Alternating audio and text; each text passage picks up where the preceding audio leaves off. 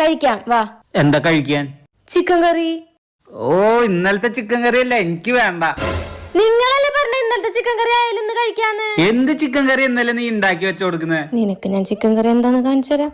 എന്നാ ഞാനേ പുറത്തുനിന്ന് ഓർഡർ ചെയ്യാം, അപ്പൊ കഴിക്കാം. ഓക്കെ, ആ ഓർഡർ ചെയ്.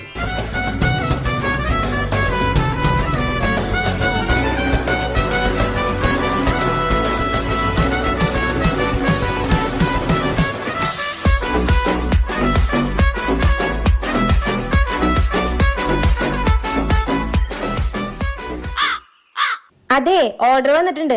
250 രൂപ. 250 രൂപയാ? ആ ശരി, കഴിക്കെടുക്ക്.